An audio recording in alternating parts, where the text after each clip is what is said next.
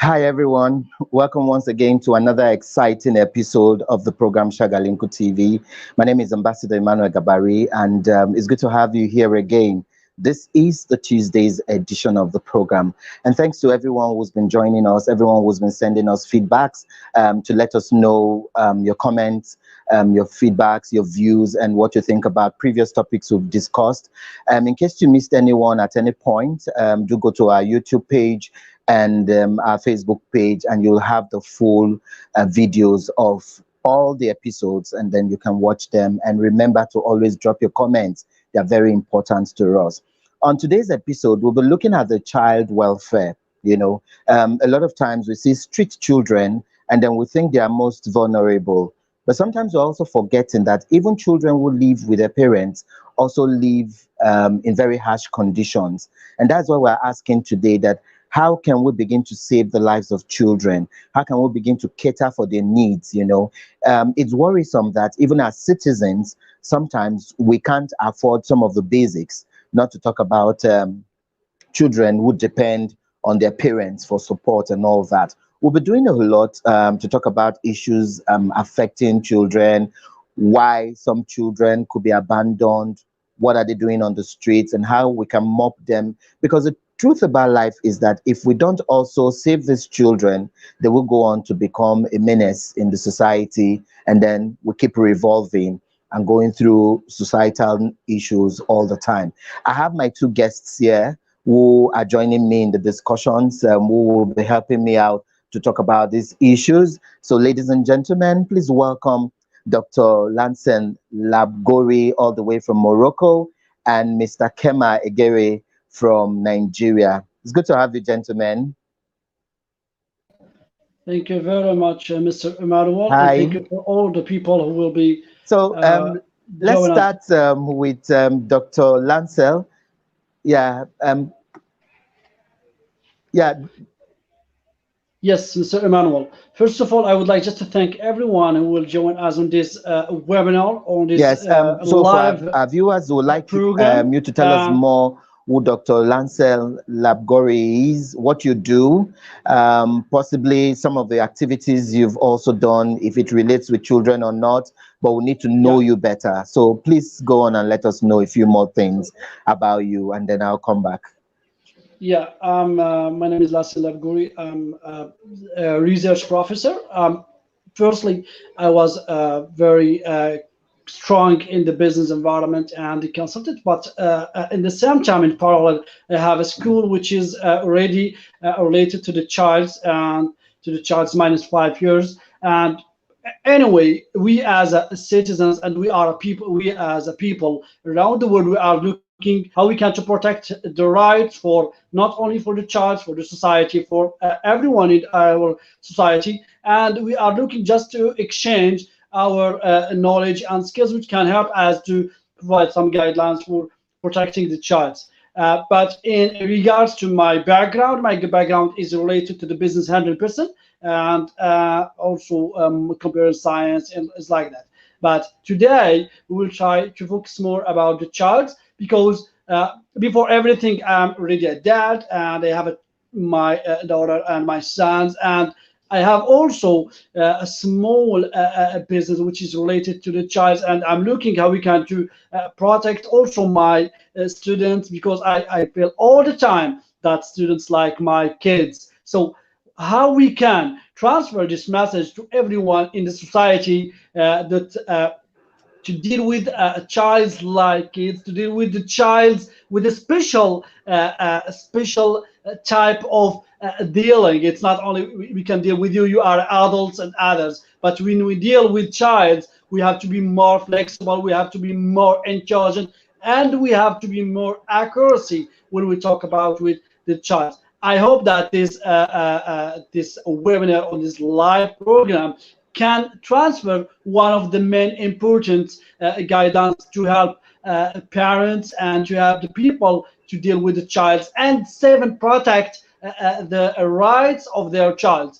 I will move after that, inshallah, for looking what are the main responsibility for the government, for the environment, for the organizations. We could not just talk as individuals and do the efforts, but finally we find that the environment cannot help you. In the last days, we found too much problems with the kids, and especially in Morocco or around the world. But we could say that in our country and our African continent, we did not find that problem with the childs, but actually we have really to find a solution that can help us and to coach. The very important is how we can to coach the parents that can help them to protect their child. Thank you very much again for this opportunity, and we hope to exchange and provide some solutions to the parents. Thank you, Mr. Emmanuel, and thank you for all the audience.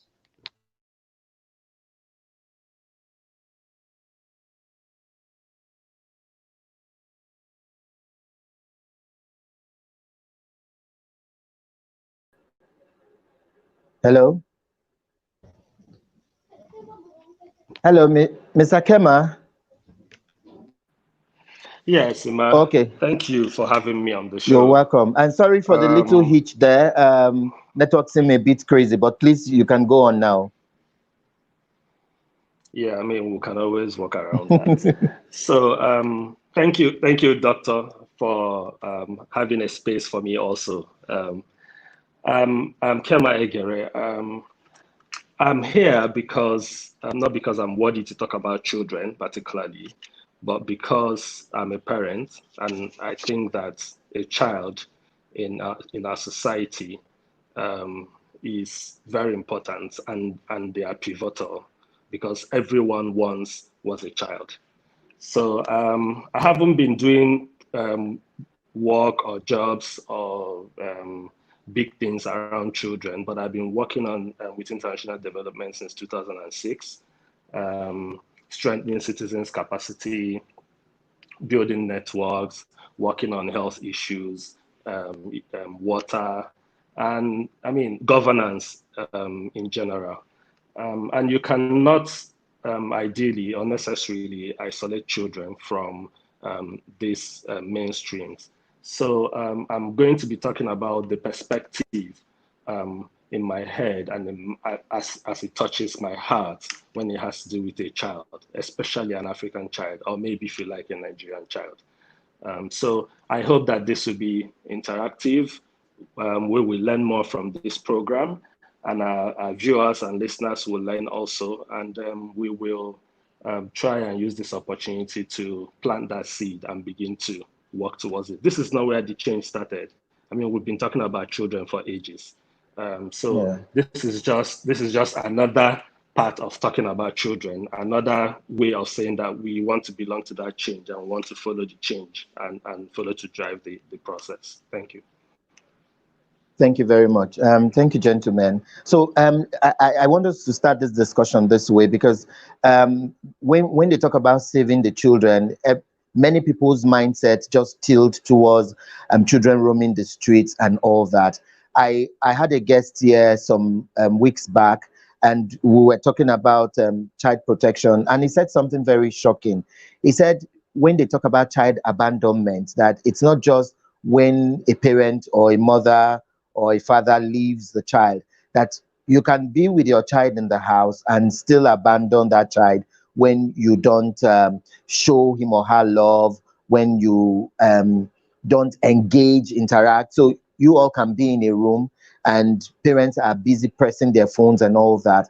And it really struck me. And he said for some people, some parents leave the house very early in the morning and come back late at night, and the kids must have slept, and then the next day is the same routine of going on and on. So where do we begin to draw the line of child abandonment and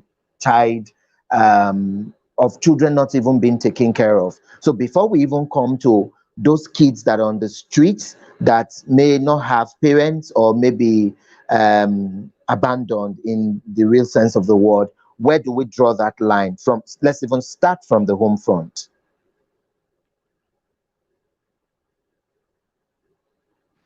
I'd like you to take that, do you like me to, Kema. Do you like me to go? Okay. First of all, Emma, before we even get into that meat, who is a child? I mean, a child is a human being who is less than 18 or who is not up to puberty age. I mean, I think the Article 1 of United Nations says that a child is someone up to the age of 18. That's how the Article 1 defines it. And, you know, I begin to ask myself, if this is what a child is, and before we get into who is abandoned, who is not abandoned, who is protected, who has a right or not, how do we come about making children? Who are the people involved? How responsible are they before they started to make children? Okay. What of the issue? I mean, Doctor has mentioned already in his intro, issue of legislation, issue of governance, issue of rights of the child. And how does this legislation, how does it affect divorce? Because even when you are mentioning that the parents come back home, they are pressing their phones and the child is abandoned, that is when the parents are living together. When the parents are not living together, what is the provision? What are the provisions in the law that protects the child? How are the children protected in such a situation where the parents have, for no reason or for no cause of the child, decided to disagree? How is the child's interest protected? Does even the child's interest matter? So the mindset, what of culture? What of our society? You understand? So I want to use this opportunity to tell you, there's a quote, a very popular quote by Kofi Annan, former UN Secretary General. He said, "There is no trust more sacred than the one the world holds with children. There is no duty more important than ensuring that their rights are respected, that their welfare is protected, that their lives are free from fear and want, and that they can grow up in peace." This is the summation. This is the synopsis of what a child should be and where a child should be living. So if you look at what he's mentioning, he's talking about the life, which means there's a consideration whether we should bring a child to life in the first place. There's a consideration about peace. You know, how much peace do we really have? Peace is not the absence of war. How much peace do we really have? There's a consideration that the environment has to be free. The society has to be free. That means the child should have an opportunity to express him or herself. There's a part that's talking about fear. The child should not grow in fear. There's a part that's talking about the child should not be in want. So when you look at all these factors, where do we come in as parents? Without forgetting that a mother of 19 years was a child a year before. How was that child, how was that now mother, how was that mother treated when she was a child 1 year before she became a mother, or 1 year before she became 19? So you cannot give what you don't have. So this doesn't just start from the child and end with the child. So when we talk about issues of right child, protection of the child, taking care of the child, making sure that children are taken care of, it doesn't start and end with the children. Because Emma, you were a child before. Like I said, you went off air. A mother of 19 today was a child a year ago. You know that, right? How was the mother treated? Was the mother's right protected? Is it even still protected even when she's a parent? So I like us to look at it from that perspective. And there's a lot happening in the global village, which is called Earth. Everyone is chasing after so many things. And this makes both the parents, the children, to be even abandoned. Even the parent that you see pressing the phone might also be abandoned. So yes, I agree with you that it's not the children on the streets that are the only ones abandoned. Even the ones in our homes are abandoned. And I would like to say that it is not just about the child, it's also about that family. How do we form our families?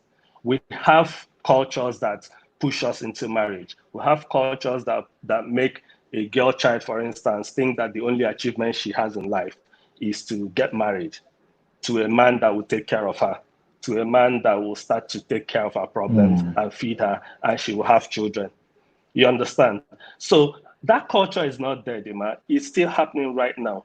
So if we see children as commodity, if we see children as pieces of furniture, this is how we will treat them. This is how we will relate to them. This is how we will continue to do them, no matter how many laws we put in place. If the behavior, like I said, does not change, those laws cannot be put to practice, because the law enforcers, the law interpreters, the law enforcement itself, the people drafting the laws belong to families, and they have that same behavior.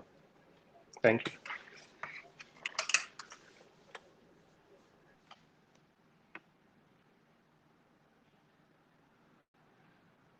Emma, are you there?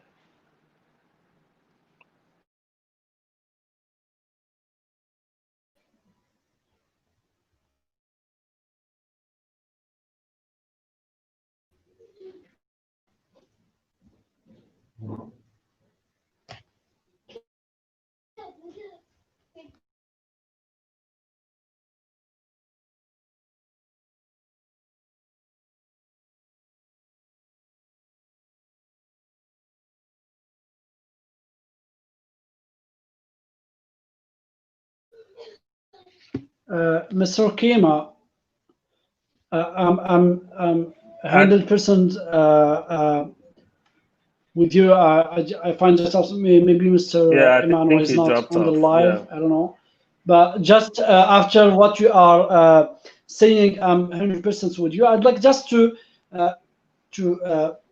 ensure that what you are saying, the problem is not only for the child. We could just ask ourselves, the child coming from where? What are the source of this problem? So we have a problem in the style of thinking from the family, and the families and the parents, they are coming from where? Why we found that there is a big difference of the style of education, style of using the technologies, and the style of manufacturing and everything. I find that the problem is not only related to the child, because we cannot move the responsibility 100% to the child. We have to be careful about the society. We have to be careful about how we can educate and how we can aware the families, the parents, because before the marriage. What do you think? I find actually related to, based on this social media and what are some fake accounts and fake TVs, electronic TVs, who share just the thing, who cannot provide us and educate our society, just provide the weaknesses, that provide the negative things, that provides the negative ethics and behaviors. For that, I say that one of the main important part is the government. One of the main important part is the organization who manage and who provide the new ideas to the citizens in any country. So if the governments do not move and change their mentality, if they will not change the people, because we cannot expect different results from the same people every year, every 10 years, every 20 years, we find the same people who educate, the same people who provide us the same speech, just lie every time. So we have to be able, we cannot start from the bottom, we have to start from the top. We have to be careful about that. Actually, the people who manage these files of human rights and of the child's protection, they are really needs training, needs awareness. They don't know what does mean rights, what does mean child. They are not dealing with child. So actually, we have to start from the organization. Otherwise, also the citizens and the people, they have to be careful about how they can coach their kids, how they can coach their child, and they can guide it. We cannot find that some parents provide the mobiles and smartphones to the child within 24 hours and looking how my child or how my kids or my daughter does not do their for example their exercises, or they will not educate. Why? You did not provide them the healthy environment. You did not guide them. You have to be very near to them, next to your child. If we are back to UNICEF as an organization who are interested in this field of the child, what does mean child protection from there? They say that to refer to preventing and responding to violence, exploitation, and abuse against children. Child labor and harmful traditional practices such as female genital mutilation, cutting, and child marriage. UNICEF's child protection program also target what? Children who are uniquely vulnerable to these abuses, such as when living without parental care.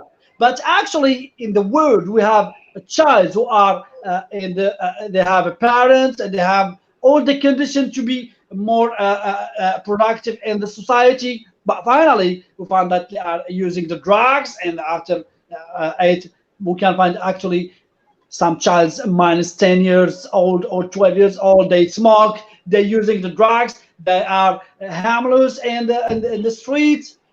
So Okay. there is a responsibility they have to be careful from us as a parent and from the whole organization and from the whole country and all the world. So we cannot just transfer the same message. We have to use change our thinking style. We have to do that, but finally we did not. There is no actions. Okay. The legislation and some rules are not protect our child. Okay. Okay. Yes, Emmanuel. Yeah, Dr. Lahcen, yeah, thank you so much for that. In case you just joined, the program is Shagalinku TV. This is the Tuesday's edition, and apologies to everyone. The networks seem to be so terrible today. I'm using 3 networks and I'm still battling to be here, but that is what it is, and we will keep going on. I'll be coming back to read some of the messages right now, and so if you have your messages or you're watching us on Facebook, please drop your messages. I'll be reading them shortly, and my guests will be responding to them. We're looking at the child welfare. How do we save children? How do men also become, accountable and responsible for their actions? Let me come to you, Mr. Kema. Let's also, before we even go to the streets, let's also look at the issue of child abandonment when it comes to separation. Now, children never asked to be born. An adult man and an adult woman decided to come together and consummated and celebrated their love affair. Why is it that every time when there are issues, either parties, because let's also not only blame the men, we've seen instances where women actually also abandon their children. So why does it get to that point where parties can't say this child is innocent? Yes, as 2 adults, we may have decided not to be together anymore, but our main focus should be in raising our children, whichever way we chose to. So what's really the situation there before we even head to the street and talk about the street kids who will also be looking at ways to solve that issue? Thank you, Emma. I mean, you remember when I was doing my intro, I said some people see children as commodity. I mean, sure. Apologies, but it does happen. But when you are speaking now, in hindsight, I thought about it that when we were growing up, some marriages endured because of the children. Sure. I can tell you some mothers lived with their husbands for longer because of their children. Some husbands live with their wives for longer because of their children. So they have thought about what living apart will do to the children. Yes, what divorce will do to the children.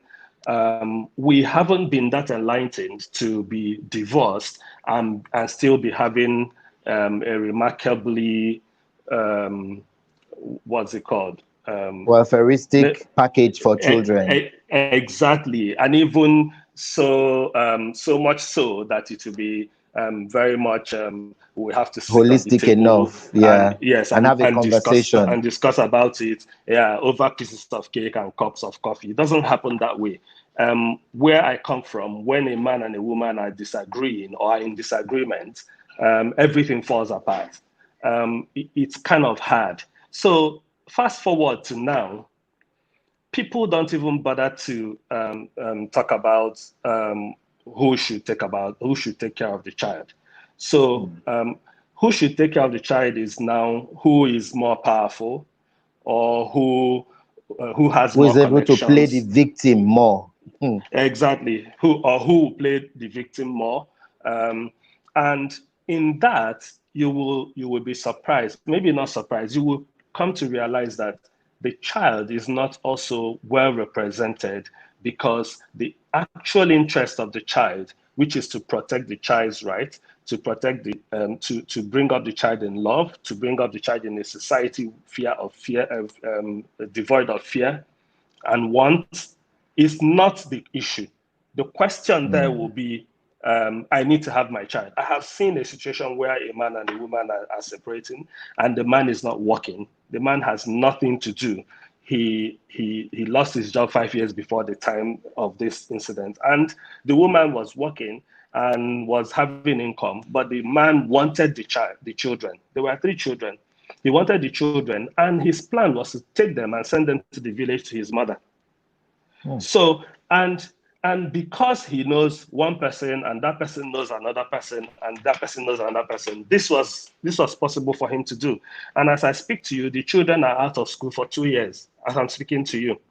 Wow. So where did the right of the child come in? Where did the future of the child come in, as Kofi Annan would say? Where did it come in this discussion? It wasn't considered at all.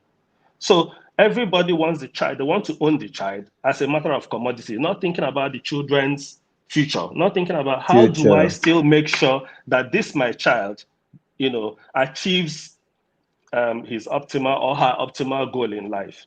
Do you understand? So I can tell you that this time around, we have more marriages breaking more than before, because nobody's paying attention to the one that is vulnerable. Most of the time, is the 2 adults talking about themselves and what they want and what they think is good for them. And at the end of the day, the child's issue is relegated to the background. Yeah, exactly. Yeah. So I think that even in legislation, even like Dr. mentioned about government being part of this process, which I think they're the largest stakeholder in this issue. But the point is that government is also made up of people who are in the society, made up of people from families, made up of people from, the man that is going his way and the wife that is going his way. They're all part of the government that we're talking about. So I think legislation will help, but I think also that even the behavior change needs to come into it before people in government, who are even us, who are still you and I, and doctor, before we can start to make that change that we want, before we can start to say, oh, I don't want to live with you anymore, but I think we need to discuss the future of our children. You understand? Yeah. So before we get to that part, we need to start to consider that children indeed have a future, and that they need to live they need to live out that future. And for them to live that future, they need our help and they need our assistance, and it has to be unselfish. True. Okay. Well, the comment sections are open now, so I'll be reading some messages shortly. Just in case you also want to join in, just drop your comments there. We're looking at child welfare, child protection, how we can help and harness the potentials of children, even when couples or partners separate. What should be paramount on their mind is the welfare of their children. And I like the fact where Mr. Kem also talked about the children, because every time there's separation or divorce or disagreement, the first thing that people are even thinking is 2 adults who are selfishly thinking about themselves and not even looking at the offspring, which is like a show of the love that they once professed. And it's so sad, because sometimes they don't even, the child is the least thing on their agenda, and everyone wants to show part or soul and all that. Okay, my guests are here. Mr. Kem Egere is here. I think we lost out on Dr. Lahcen. I hope he'll be able to come back. Network has just been crazy all over the world today. I'll read a few messages. This one is from Gabari Hefzibai. Says, this is really a nice topic. Thank you very much. Mr. Kem, can you help us read this other one on the screen? From Matthias Idris, yeah. A child that is hungry should be fed. A child that is sick should be taken care of. Also, children should be given proper education so that they can grow up to be good citizens of a nation. And it comes as good as it sounds. But thank you. Matthias, you can see this, what you wrote is well crafted, is reality. But again, I keep saying, could people actually give what they don't have? You understand? So this is the right thing to do.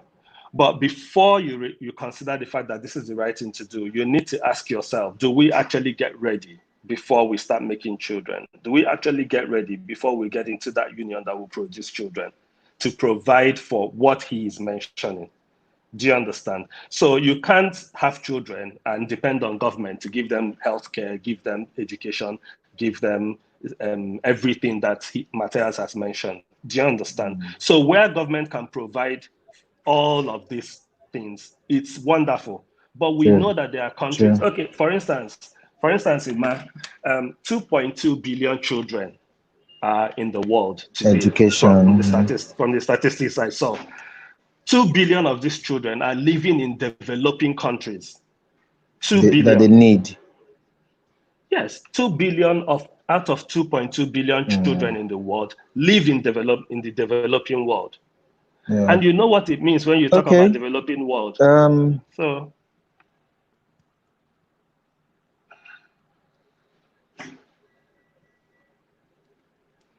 yes, Emma.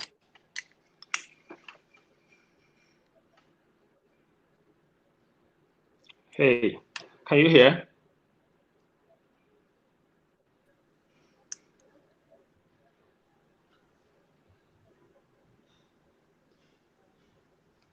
So, Mr. Emma, just I take the mic to continue. Just I would like just to provide some facts and figures related to the child protection. So, based on UNICEF organization, they say that approximately 126 million children aged 5 to 17 years old are believed to be engaged in hazardous work, excluding child domestic labor. Dr. Lahcen, welcome back.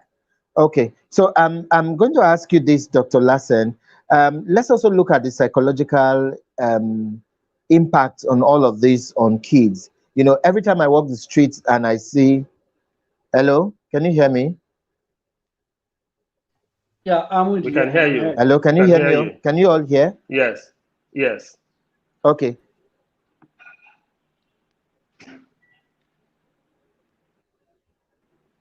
We can hear you, Emma. Yes.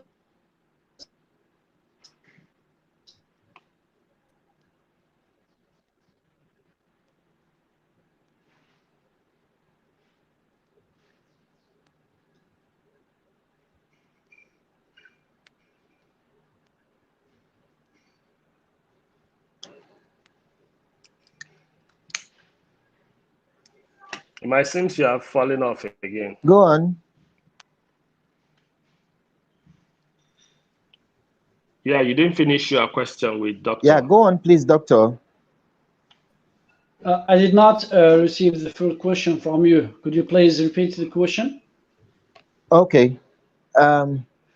Okay, so let me quickly take some messages here.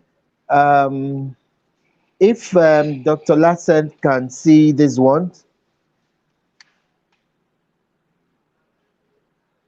Yeah, okay, but can you hear me now? Yeah. Oh, okay. Okay, yes, I guess network just waved that up. So I was going to ask you, what's the psychological effect in the lives of these kids?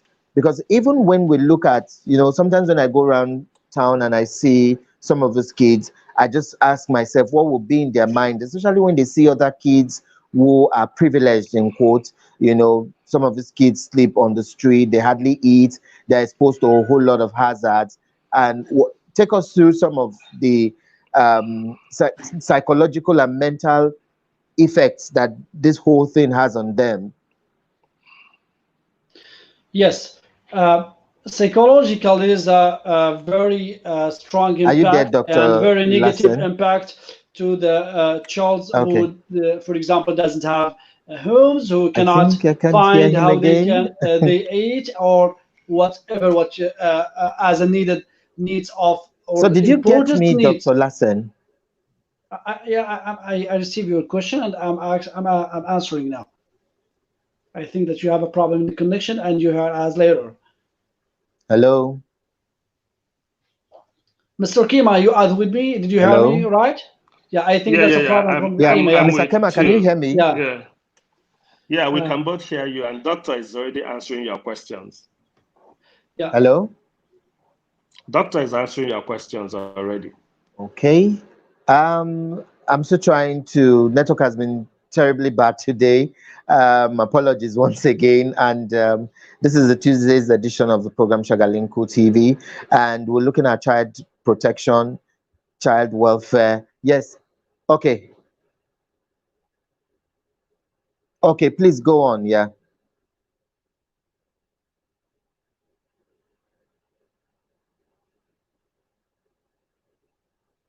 Hello? Okay. So I'll get my guest back. Network is just hello? Yeah, let's, Mr. Ayman, I would like just to provide you some facts and figures based on UNICEF organization related to the child protection.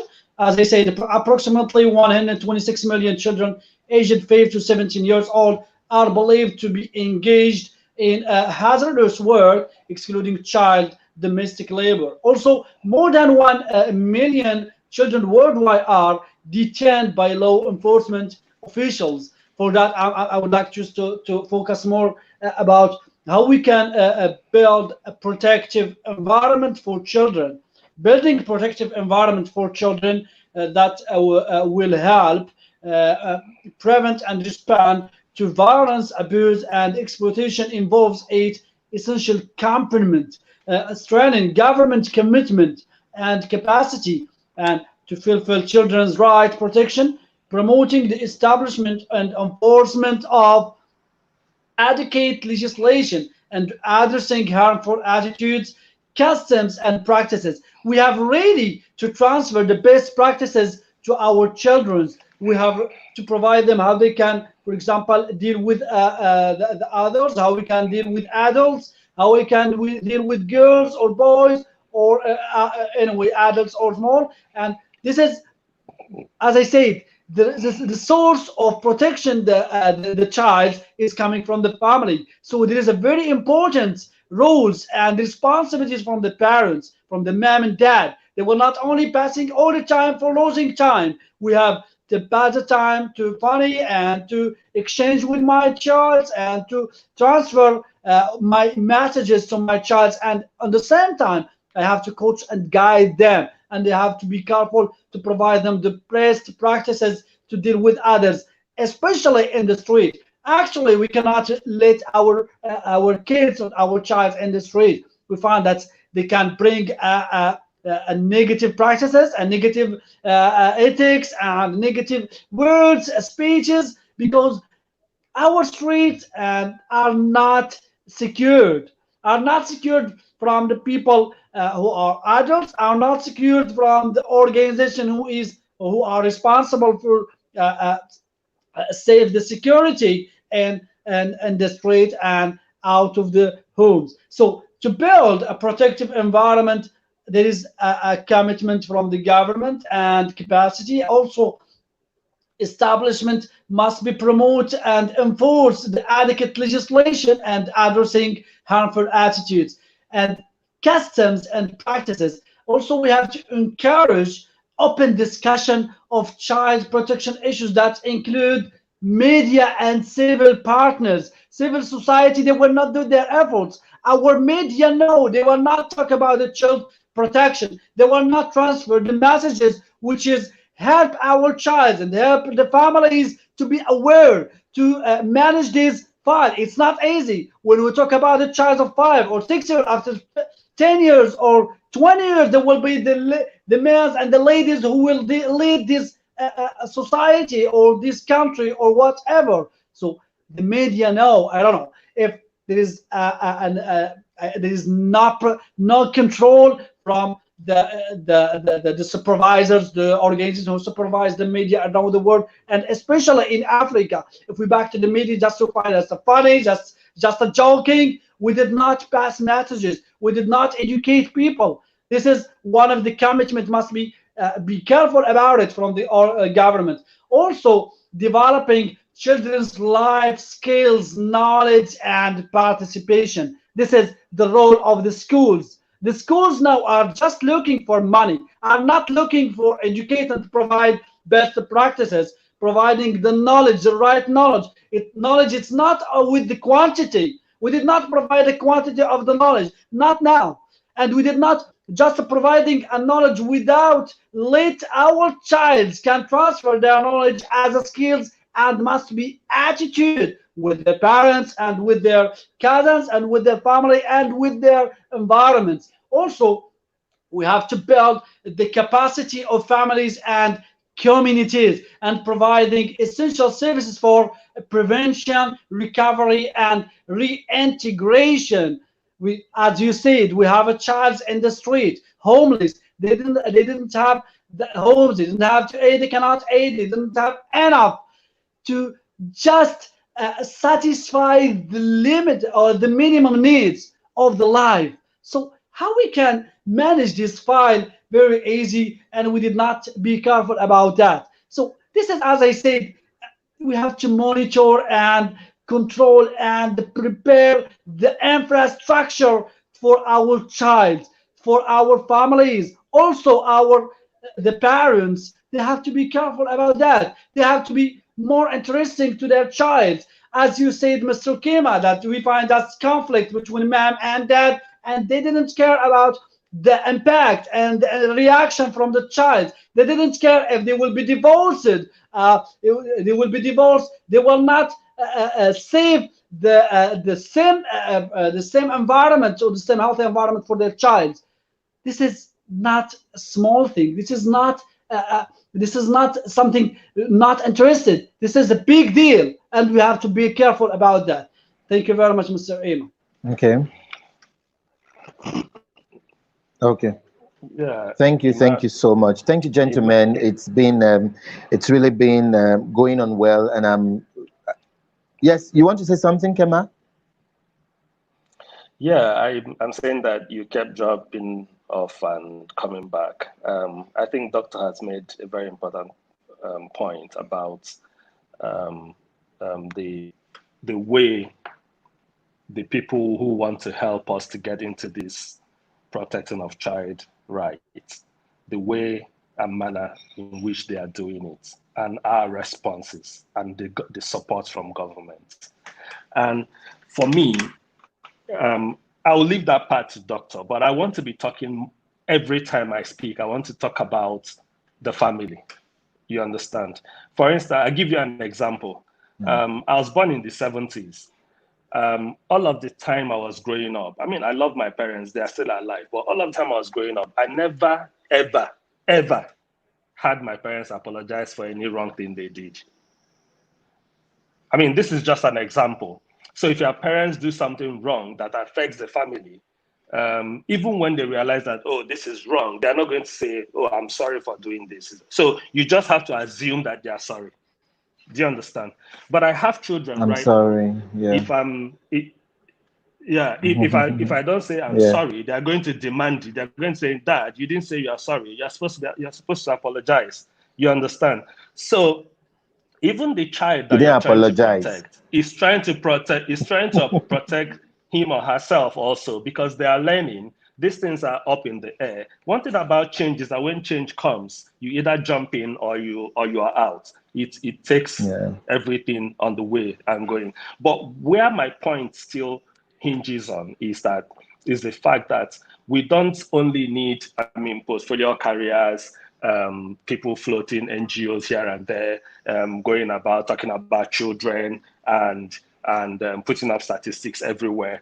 The most important thing here is how does what they do, how does these things, this initiative, these interventions, how do they come and help from the family, the stage of the family? Because it's from the family that you produce government officials, it's from the family that you produce change agents, it's from the family that you produce influencers, it's from the family that you produce people who are speaking today, people who are asking questions, it's from the family that the world will change.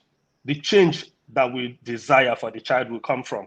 So how does this directly affect the family? You understand? So from the beginning of creating the family, not just from the time the child is born, but from the time the man and the woman come together, how does this affect them? How does this influence their decisions? How does this make them to start to think of the future and knowing that the children that they have are the future of that family and indeed of that of the society? So these are the important things that I will want to see as people throw money everywhere trying to protect the child, the right of the child. Emma, you seem to have dropped off again.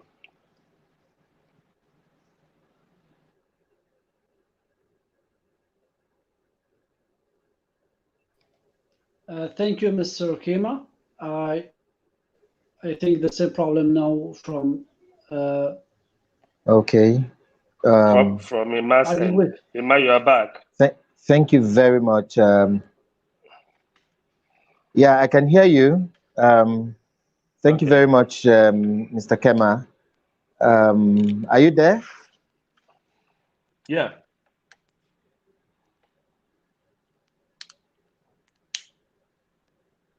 I'm here. Yes, thank you very much. I mean, I heard everything you said, and it's a very good one. So I'll quickly read a few messages now, and also ask you people to read some from the screen. But let me take the ones that came on the other side. This one is from Safaa ABNAOU Very. It says, leaving children to be roaming around the street is one of the causing agents of insecurity. Hope to see some drastic measures to be taken to reduce this bad habit. And then another one here from Isabella COJ says, it is rather unfortunate that children are the mercies of their parents or caregivers. That is why their welfare should be priorities. At such tender age and vulnerable stage in their lives, if anything goes right or wrong with them, it comes back to haunt the society. Therefore, I'm of the school of thought that children's welfare should be a collective societal responsibility through government interventions and individual philanthropy. With these, I believe children can be saved. No parent plans to give birth to kids without taking care of them. Life could happen along the way through death or loss of livelihood for some parents, and the children are left to fate. I'll take one more, and then we'll come back to you. This is from Uzoho Joy. Very lengthy one, but I'll just take one or two of it. She sent like 4 of them. But let me read the very lengthy one and leave the short ones. She says, a child is not owned by one person.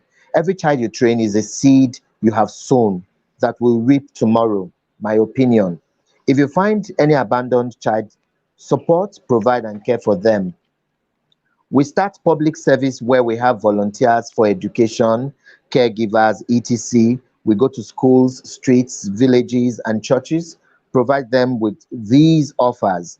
It will shock you to see so many who will embrace it. This is part of what I am doing right now, but because financially I don't have support, it weighs me down as an individual. These days, people seem to focus only on their family and themselves, and then pity others with mouth. I wish this program will bring a change in the world at large, because a lot of children are suffering here and need help. I have thousands of them right now that need support. For men, they should prepare themselves before bringing a child into the world. Any man that has a child should contribute financially, emotionally, spiritually, physically, and mental well-being of his family. Quite a lengthy one there, but Uzoho Joy, thank you so much. Gentlemen, do you have any response to that before we take some comments here on the wall? Yeah, I think Mr. Kema, you have anything to Isabella say? said. Or Dr. Lahcen? Yeah. Yeah, can you hear me, Ma? Doctor, can you hear me? Yeah, I hear you. Okay, I don't think Hello? Ima is hearing me. So, Ima, we can hear you. Hello? Can we talk now? Mr. Kim. Okay, hello? Yeah, Emma. Okay, we've got some messages here. I'm trying to put it on the wall so that my guests can see, but somehow today's network is terrible. Yeah, go on. Yeah. Go on. You said what Isabella said. Yeah, you said what Isabella said. Yeah. So what Isabella said about parents, no parents want to have children and then abandon them and not care for them. I agree with that totally. And I mean, some parents could have children and they can die without planning to die. Nobody plans to die in this part of the world. And so you see, the thing is, because we are treating the rights of a child and the well-being of a child in isolation, because it's a topic of today, makes it look like that is the only thing that is standing on its own in terms of how government and the society functions. So the right of a child can be treated in isolation. There are many other things that link to that particular discussion, this discussion that we're having. So you can't, for instance, start talking about how to protect the right of a child that the parents died intestate when for children who have parents, they are not even able to go to school. And where parents don't have jobs, everyone is losing jobs. Where the economy is so bad, inflation is so high. Some countries, their sources of income are depleting. Do you understand? And then poverty level is on the increase. So with or without parents, that's a problem. So you can imagine what the problem is without a parent. So we can't talk about this in isolation. There's a lot surrounding this topic. So, and I agree quite all right that the government should be able to take care of children who are on the loose. Because if you say they're the future of the society, then they should be priority in terms of what the government is doing. You understand? But then again, I'm resisting the temptation of going back to say who makes up the government is people from the family. So I keep going back to that. And Uzo Joy happens to be a very passionate person. I have passion also for taking care of children, but not up to that level that she's exhibiting right now. So I think she's doing a great work from what she has mentioned. But again, is being ready to have children is not absolute. So for instance, I've seen someone who was ready to have children. He was in good employment, making enough money to take care of a family. So he thought he could pay for health care, pay for house, pay for feeding, pay for clothing, pay for all the kind of love and give the attention that the child requires. But 2 years or 3 years down the line, he lost his job and he never got one back in 7 years. So you can imagine 5 years before then, he thought he was ready. But 5 years down the line, he found out that, I mean, he wasn't ready as soon as he started. Things changed. So sometimes being ready is relative. It's not something that is cast in stone. So I'm thinking that, like Doctor has been saying, the government has a role to play. But again, that role that the government has to play has to be sincere. It has to be policy driven. It has to be a legislative thing. It has to be from the point of view of behavioral change. It has to be from the point of view of agreement of everyone. It has to protect the vulnerable, especially women and the child that we're talking about. So it is not something that happens in isolation. Yeah, Doc, you can go.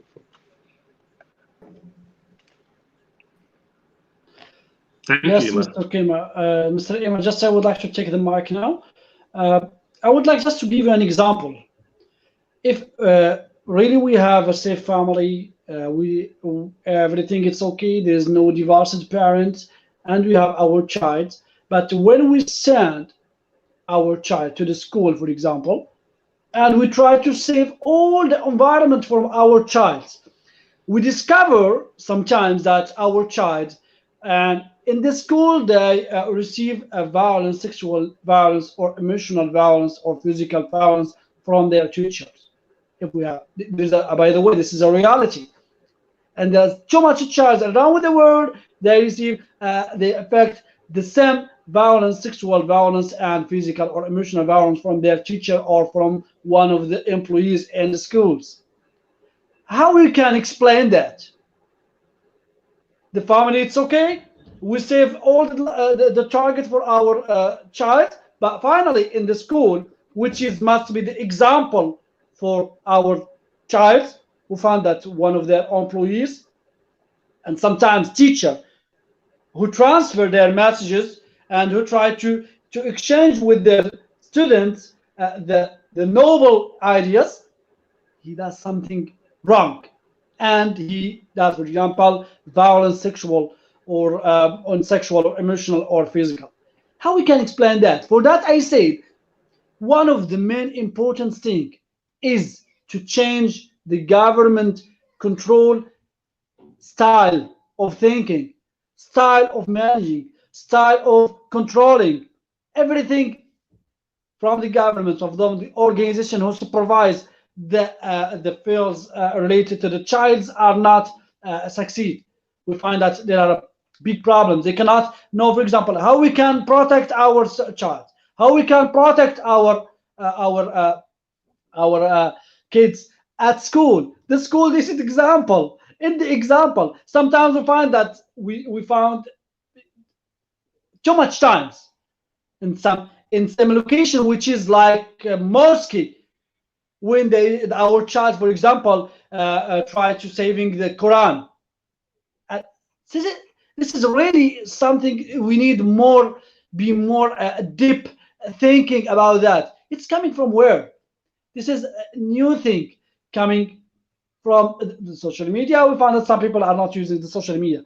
From the education, from where? Or we have to setting the rules which is can help us and can help our child to be more protected in the life.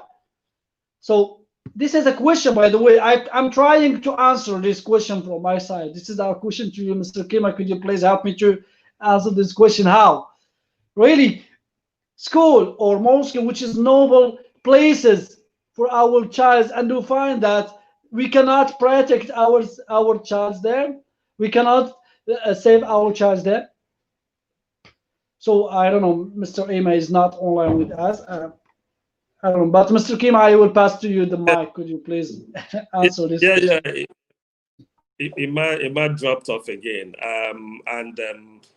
When you started, I barely heard what you said, but I think you are talking about in a situation where the family is okay, everything is fine with the family, and then you send your child outside to acquire education, and then the child's right is abused, right? What happens, and how do we protect the children from this kind of environment? Yeah, that's what you're talking about. Yeah. So, yes, exactly.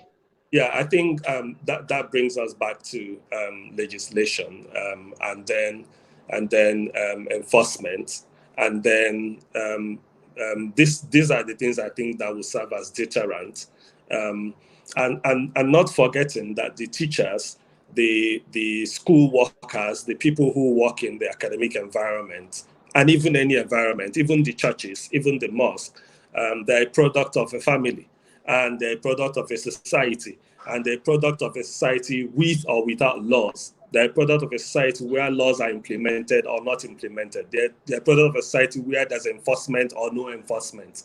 Human beings tend to behave the way the society is fashioned. So, for instance, someone was telling me that if you come to London, people don't usually break traffic rules.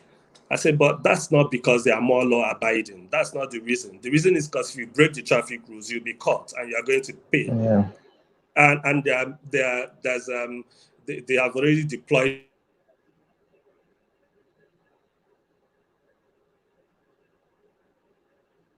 and that you are billed for your misconduct. Oh, so for instance, in Nigeria, You could break the traffic 10 times in a day and you are caught 0 times. You understand? I mean, Ima, you still live in Kano, I think. And I've seen someone who lives in Kano and drove a car for 21 years without a driver's license. You know, like, it doesn't really happen in a country where there's enforcement, where there are rules and there are enforcement. So I think the rules, the laws, and the enforcement, the courts and everything, they are there to serve as deterrents. People naturally will behave the way they want to behave, but that is why we have the rules. So it's also the government needs to, like Dr. has been mentioning, the government needs to come to play. They are not going to just be lukewarm about it. They have to take the issue of child's rights, the issue of protecting the child. They have to make it a priority. But I still say they can't make the child a priority or the enforcement of the laws or the protection of the child a priority when they cannot prioritize anything at all. So like I was mentioning earlier, if 2.2 billion children are in the world and 2 billion of them are living in the developing countries, that means we have an uphill task. You understand? So people can send their children to school, even in America, for instance, where you can take, is an example of where the enforcement is better compared to developing countries. Your child could be in school and a mania comes in and starts shooting and start killing everybody. But this is something that is one-off. But they will catch the person and that something will happen. But in most developing countries, these crimes are committed. Nothing happens.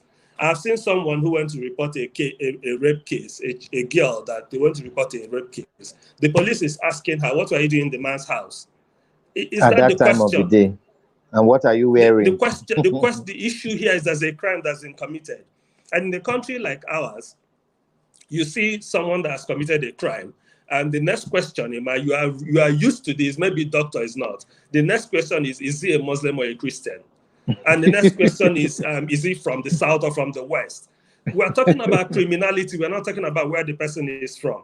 So there's a lot that you can't just take, you can't treat the child's right in isolation. You can't treat it in a silo. It's interwoven with everything in the society. It is intertwined. So it's kind of difficult to separate it and just treat it as a standalone. So that's my take on that. Okay.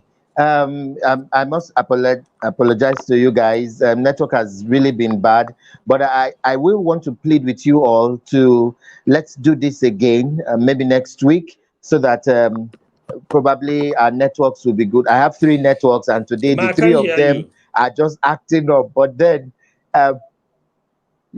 you can't hear me up to now.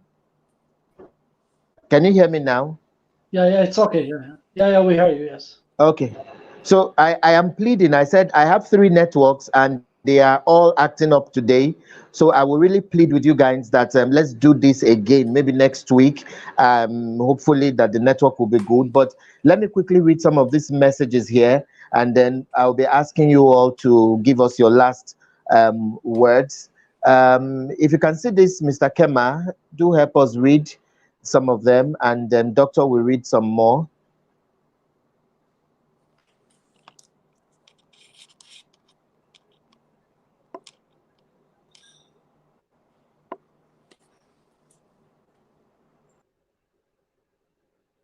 Oops, it's gone off. Okay, Dr. Lahcen, can you help us read some of the messages on the screen? Mr. Kema has gone off. Yeah.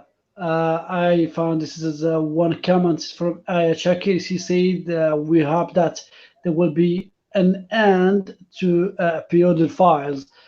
And I would thank, by the way, I would thank everyone who is with us. I said courage, Mr. Labgouri. Thank you very much, Mr.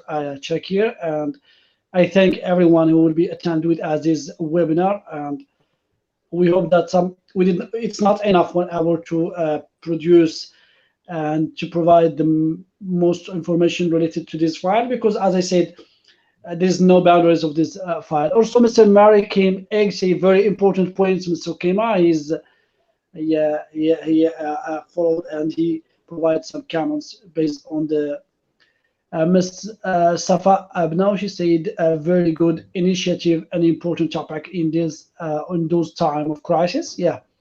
By the way, we did not talk about the impact of the COVID-19 of the child. This is another must be another mission, and must be another 1 hour, by the way, and more for just the psychological impact of the COVID-19 of the child. Actually, we are the adults, and we have a psychological part. So what we have to talk about the child, which is around during 24 hours with the tablet and smartphones for online and distance education or learning, and which is they have comments related to this e-learning for the child's minus 5 years, minus 10 years. So I don't know. Also, Safaa, she said very good initiative, an important topic in those times of crisis. I think yes, I'm firmly agreed with you, Ms. Safaa, for your comments and your opinion. This is a crisis, and the child a part of this crisis, which have a problem in how we can to manage their education with their schools, and exactly by setting the new education system, which is e-learning and online, and by using the distance e-learning. I think it's enough, Mr. Ema. We could just schedule for the next time, inshallah. Maybe we can talk really about the psychological impact for the COVID, for the children based on the COVID-19 pandemic. I think it's good for the child, and we have to do an effort to provide more information. By the way, it's not enough 1 hour to provide more solutions and more information. We could just we are setting the environment, setting the causes, but we have really to set some solutions for the parents that can help them to move on and help their children to protect their child. Thank you very much, Mr. Ema. Thank you very much. Thank you for the audience, all the attendees, and I hope that it must be very important missions. Thank you very much. Okay, so I'll come to you, Kema, before you wrap up as well and give your parting words. I need you, Mr. Kema, to read a few messages here. This one is from Lola Williams. So please, Mr. Kema, help us read this. There's good points, Mr. Egere. Yeah, and another one here, please. Relevant government agencies are listening. I hope so too. Sometimes divorce is the end of a toxic relationship. Absolutely. But then where is the hope of the child? Exactly. Kareem J. Jackson says, nice topics. Black American media abroad in Asia watching you from the Philippines Islands. Such a diverse panel. Thank you, Jackson. So take this last one before we wrap up with your parting words. Chaka is saying community awareness campaigns must be devoted and paying the violation for all inappropriate behavior. Absolutely, I agree. It's the enforcement we've been talking about. The enforcement, the law is important. The enforcement is important. The will to actually enforce is important, irrespective of tribe, position, age, name, religion. The law should be the law. The law should take precedence over everything.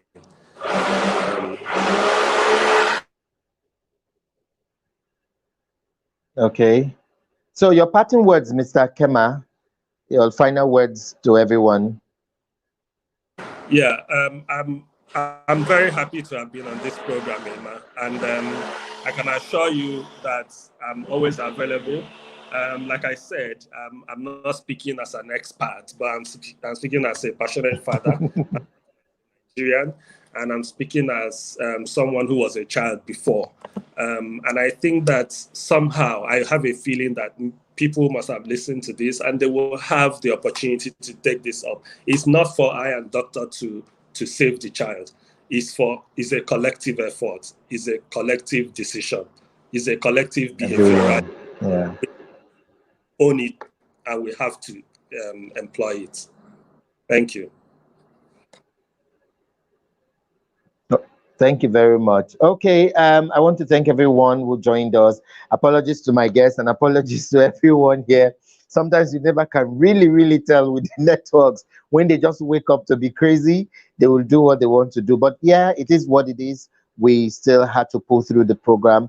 I'll be bringing them maybe next week. I'll just find time and we'll reschedule and bring them next week. Hopefully, network would have been friendly enough for us to have this conversation. I really thank so many people who dropped messages, so many messages offline and online that I really couldn't read because the network was just skipping up and going up and down. But apologies. And thanks to everyone who joined us.